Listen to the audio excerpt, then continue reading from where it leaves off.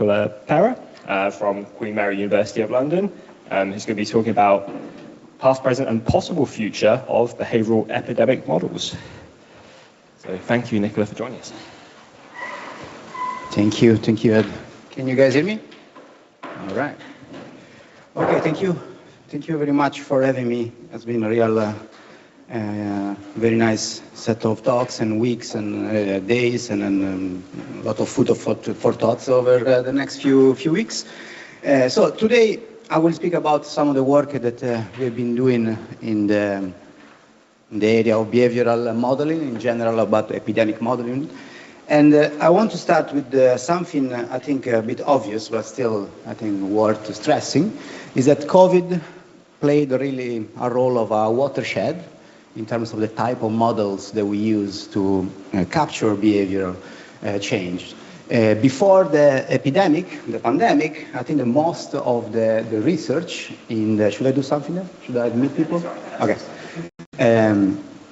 Most of the models that we've been using could be classified as I say, as analytical feedback models, which basically means models that explicitly capture the way people change behavior, specific mechanism connecting people behavior to the epidemic. There are a lot of pros. Sorry, before that, after the emergence of the pandemic, I think that most of the models that you saw in the literature, and also I used in that period, could be classified as data-driven feedback model, basically meaning that instead of capturing behavioral changes with a specific mechanism, people including myself, throw data to the problem. And we'll see which type of data we were speaking about. So both type of models, I think there are pros and cons. We kind of are specular, if you think about. So the pros of the first category is that they are extremely flexible. I'm not a mathematician. As a physicist, I like to study this type of stuff because it's very interesting. A lot of rich phase space, phase transition of any type, chaotic behavior, oscillation, whatever you want to think about. Extremely flexible and nice to study. And then also, if you are able to capture even stylized facts of the way people behave, capturing that allows you to great potential in terms of able to project what people would do in the future. In terms of the pros of the other side, there is no need to add parameters, extra parameters there, because data tells you basically what you want to know. And also, you don't need to specify any additional mechanism, considering also what we were facing, the potential of not adding more stuff that we didn't know about was, I think, a very good positive side. But what about the cons? Well, the cons is that you need to add more parameters. And when you add more parameters in this type of models, you increase some very bad issues, like, for example, the one of the non-identifiability, basically be able to recognize and train the model in a meaningful way. And also, you need to specify what you're trying to model and what are the mechanisms that you're actually trying to capture. What about the cons of the other one? Well, these are very obvious but sometimes forgotten side, is that the use of data does not imply no assumption. This is a very important point. You are connecting whatever proxy with whatever behavior. Sometimes works, sometimes it does not work, but anyway, you are making assumption there. And also another obvious thing, which is particularly important when you think about forecasting, is that data is only available for the past. So if you're projecting into the future, you need to make some assumption of what the data, the behavioral data you're using to feed the model will do, which again is an assumption.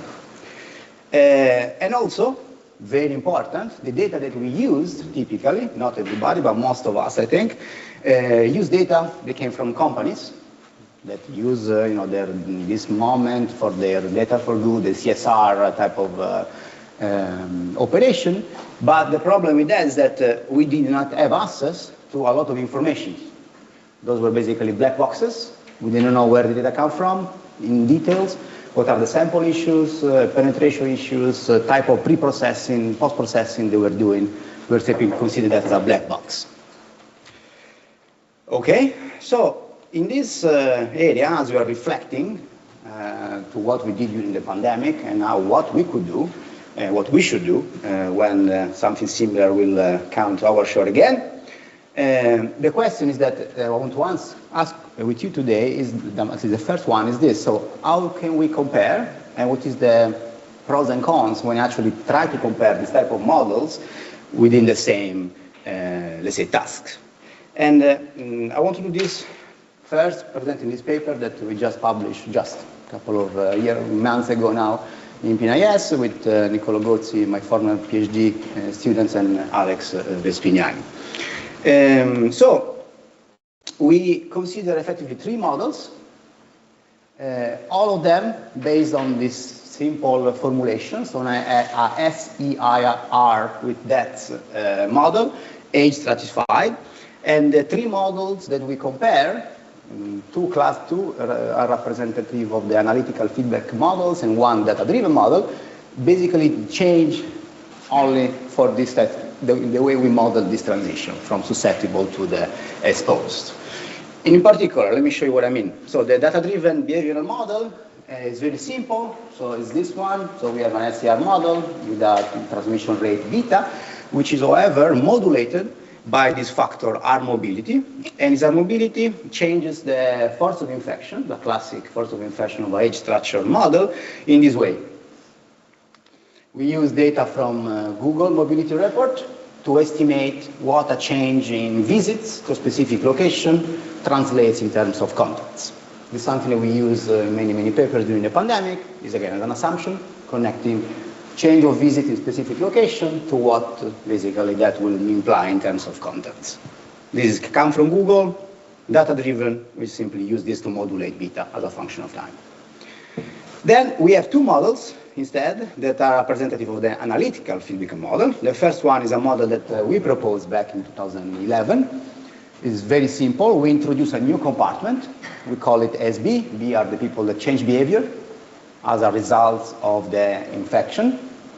And when they change behavior, they reduce their contacts, they reduce their risk, whatever you want to consider, and then they reduce basically the transmission. And the transmission rate they feel, of course, is lower.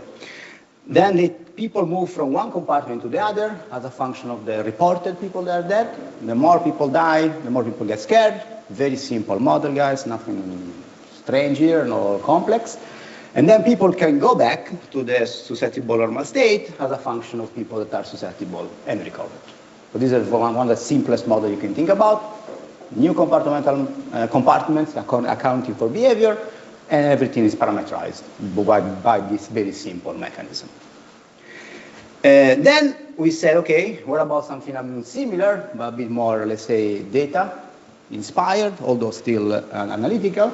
We considered the literature. We found this nice set of papers in which basically beta is multiplied by an effective force of infection, which is formulated in this way.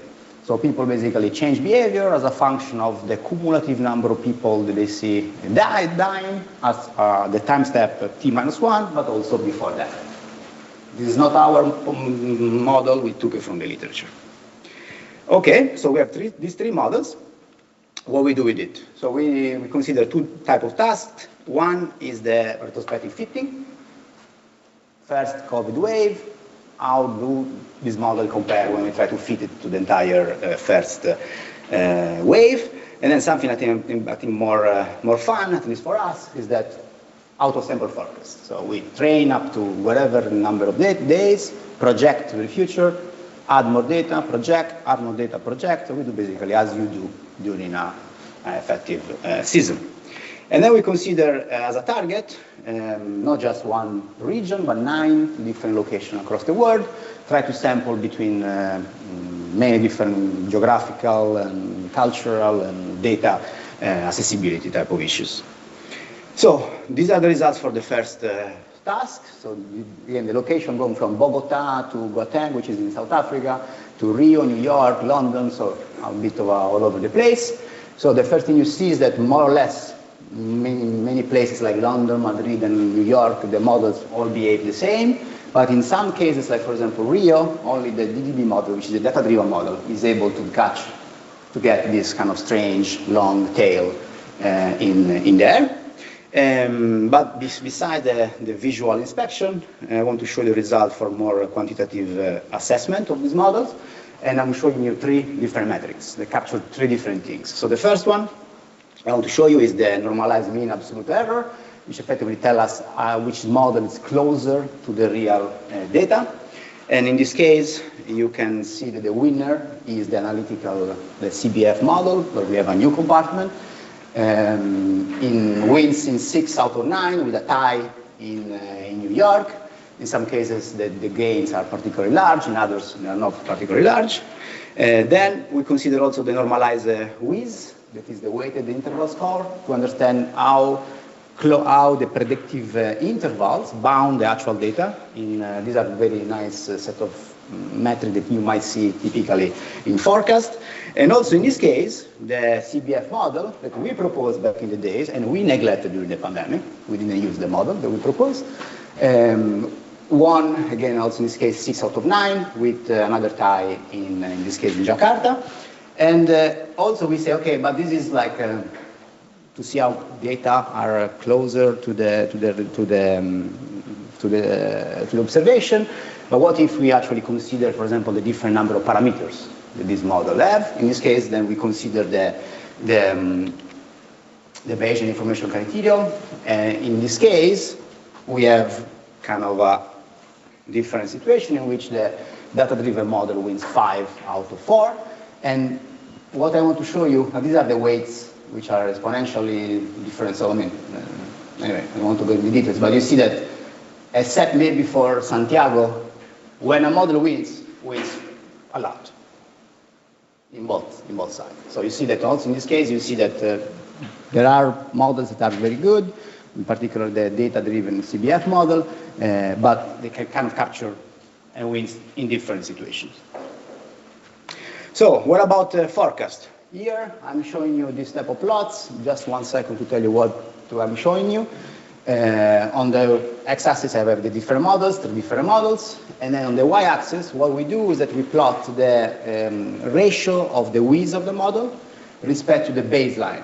And a baseline is whatever you can put whatever you want there. What we did put there is a stubborn model, naive model, which simply take the last data and project forward every time.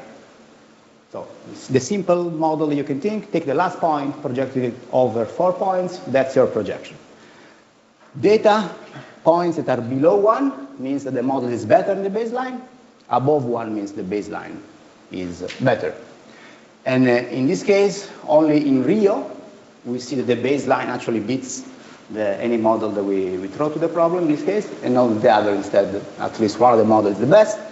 And if you look, I mean, maybe visual is not very easy to see, but I mean, they are very close. The data-driven model is very close to the CBF model, and is likely a bit better than the CBF model. Just to show you everything together, here I'm plotting the same thing, but considering all geographies together and all the forecasting windows together, and you see that there is a clear loser, which is this ABF model, and then the other 2 are very close, actually with the median of the CBF a bit smaller in this case. So what I want to show, take off from this analysis, is that although data-driven models were basically almost exclusively used during the pandemic, you see that there are models that are simpler, not data-driven but inspired by actual mechanisms that might be either equal or actually better sometimes than the actual model, data-driven models. So what about possible future approaches? I mean, I think something that is very important to mention is that something that we learned during COVID, but was clear even before COVID, is that epidemics do not affect everybody at the same rate. There are some groups in the population that are affected way more than others, even in the same country. This has to do with lack of access to healthcare, different type of inequalities, again, access to vaccines and drugs of any type. So again, there are different groups of the population that are affected heterogeneously for the disease, and most of the models that we throw to the problem during COVID consider this type of heterogeneity, if at all, only a posteriori. And I think it is very important, and is something that also will, I believe, help us in the quest of modeling behavior a bit more realistically, is that we need to bring more variables and more information at the forefront of epidemic modeling in order to develop better and more expressive frameworks. Modeling behavior is extremely hard, as we all know, but also we need to consider that the population, again, is not the same. Some group of the population could afford, as we all did, I guess, stay home and teach during the pandemic. Many others didn't. And if you model behavior and compliance, for example, to non-pharmaceutical intervention, you need to consider this type of heterogeneity in the population. So what we do, and how can we try to increase the complexity of these models, balancing flexibility, data availability, and of course also the complexity of the framework that we develop. Well, what I want to show you today is a very simple proposal that comes from this recent paper, which is basically a very simple idea. It is the use of comportamental models. I'm not advocating for full-fledged agent-based models, although I like those. Please develop those.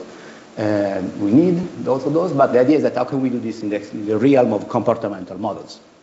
And the idea is very simple, is to move from the classic age-stratified contact matrices, let's call it CIJ, which describe the contact rates of people in group age group I with a group J, with something that we call generalized contact matrices. Other people call it extended contact matrices. Sometimes you find this in the papers. For example, Rose Ego call this type of thing extended contact matrices. But the idea is very simple. We go from age only to age and other variables that you use to stratify contacts. For example, in this case, you might have age, education, gender, income, whatever number of variables you have access to, and whatever variable you are able to consider in the population that you are studying. Just to give you a visual representation, so we start from real age-structured contact matrices, which are available in many, many countries, many different regions all over the world. And then each of these pixels, which is, again, let's describe the stratification of contacts across age, can be considered as a matrix, stratifying the contacts across a second dimension, for example, I don't know, income. And then each of that as well can be considered as another matrix. So you see, you build a multi-dimensional object. I'm a physicist, I don't like to call them tensors, but they're kind of tensors. And then you see, you basically stratify contacts across any number of dimensions that you have access to. Now, for the mathematicians in the room, which are many, you might ask what happens to R naught when you stratify contacts. You move from a normal, let's say, age-stratified contact matrices to a generalized contact matrix. We all know that the R naught of a classic model is function of the spectral radius of the contact matrix. What happens if you consider a generalized contact matrix? Well, it turns out that it is the same. You need just to flatten your multidimensional object in a two-dimensional big matrix, and then you can apply the same rules. And indeed, it's easy to prove that the R naught is, again, function of the spectral radius of the matrix. Something less trivial, which I think is very interesting, is what happens to R0 as you increase in the same population, assuming the same number of contacts, the number of dimensions you're using to represent those contacts. And for this, we prove actually a lower bound theorem, which shows that as you move from M to M plus one dimension, the spectral radius of your system cannot decrease. Meaning that it can stay the same, and in many cases stays the same, but if anything changes, for example, due to correlation and any type of non-trivial distribution of contacts across other dimensions, then the spectral radius can simply increase. And we prove even a simpler result, a corollary, that shows this. Let's imagine that you want to consider age and, I don't know, income. You have information about how the income is distributed in the population, but you don't have information about how the contacts are distributed according to the population. If you're like me, a physicist, you say, oh, what about including that information, but with a homogeneous mixing assumption? I don't know anything. I simply know there are 3 different groups. I know the population in these 3 different groups. I can make my model more complex, adding a homogeneous mixing assumption for those contacts. In that case, we actually prove that the spectral radius of the matrix will not change. It will be the same. So you're making your model more complex, but effectively you're not changing the dynamics. Okay. How can we get generalized control matrices? Well, there are 2 routes. One is begging for data, and we're going to go back in a second about that. But if you don't have data, you can come out with simple models. And it's what we did here. We start from a real age-stratified contact matrix, and then say, how can we get a matrix that is generalized with at least another dimension? Well, let's imagine we add another dimension, in which, for example, there are 3 different categories. Then what we do is it turns out that you can create a simple model adding 2 information. One is the sortativity, that basically tells you how the in versus out group contacts how they are distributed according to the second dimension.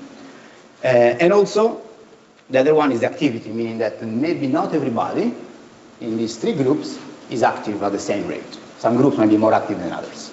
If you do that, you have these 3 parameters, 6 parameters, and then you do some other assumptions, you can create a very simple model of generalized control matrix, which is this one.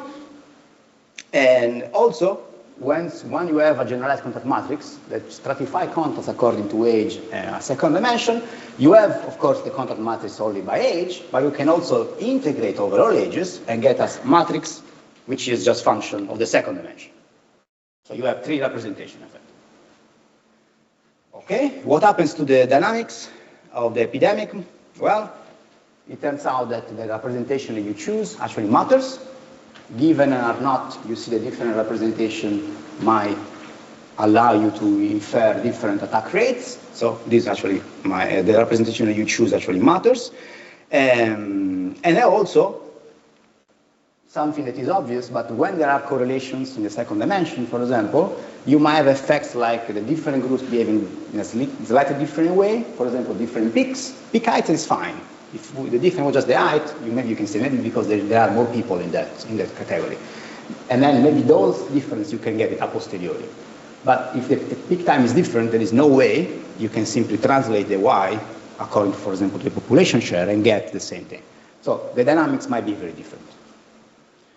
And again, this type of representations might be very important if you are trying to understand, for example, how a particular intervention might affect one subgroup rather than another one. Something that will be completely transparent from any other models. So, and also the last thing I want to show you is that using more expressive models allows you to capture heterogeneities, for example, in terms of MPI adoption. Here we did a very simple modeling exercise. We start from a baseline. We run the epidemic. Then we say, again, what would happen in this population if at a certain point, maybe due to a raging outbreak, people will reduce contact by, say, 35%. Sure, we can do that. It's very easy. But then we say, okay, we have access to more information here. We can assume that it's not just 35% of contacts, but maybe some subgroups of the population might be less or more prone to change contacts than others. For example, they might introduce an increase of sortativity and also a different share of the activity. And in this case, again, models that do not account explicitly for the subgroups of the population will be completely agnostic about this. And in this case, instead you have, for example, that a subgroup of the population, for example, the subgroup number 1, might go from to be the least affected at the peak to be the most affected at the peak. Again, this type of dynamics will be completely transparent if you don't have this information in the input, as an input. And then, regarding data, well, you can get data. Nowadays, there are, as far as I know, at least 4 groups that have this data. One is public, maybe two public, the UK one, the Reconnect, very nice source of data. They have information about age. I think they have information about some socioeconomic related metric, and also information about groups, racial groups, if I'm not wrong. So there are these three dimensions. Then we have new data that came out just a couple of months ago from the US, the Epistorm effort, which provide data about age, gender, income, I think. I know there are also others, but they are not available for everybody. This, for example, this one is from Hungary, from the friends in Hungary. It's not publicly available, unfortunately. But again, you can build this data considering, in this case, age and perceived income of the population. So closing, I think that purely data-driven behavioral models, although they were completely the most used one during the pandemic, might not be the best option. Just because we have data doesn't mean that that model becomes better. Actually, what is happening in all these forecasting apps, experiences across the US and also Europe, is that we know that not model is able to capture everything, and actually we are shifting more and more towards ensembles. For example, in this case, what we did here in the last two, the first three I already showed you, the last two, what happens if you ensemble the forecast of the tree model with a simple ensemble, which you don't weight anything, and then the weighted ensemble, which you weight for example, performance, and you see that you get better results overall across the board. And for the second part, I think that adding more variable to the epidemic model is tough, but necessary, especially when you try to model something complex like behavior and reaction of the population to epidemics.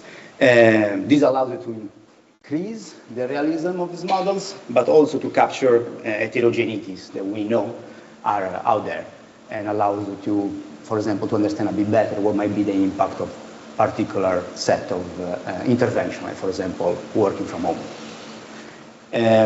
This is an effort that requires us as a modelers to think about what that will entail in terms of the type of model we need, but also, and this is particularly important, requires also data. Which data do we use? What are the metrics that we should consider? How we collect it ethically and in time? This effort, unfortunately, on the data side, I think are a bit lagging behind with respect to what we can do in terms of models. So I think we need to work a bit more together with people that are collecting data in order to do so. I want to thank many people that helped me think about this process, and just in bold are the people that collaborated with me in the two papers that I show you. And then thank you for listening to me.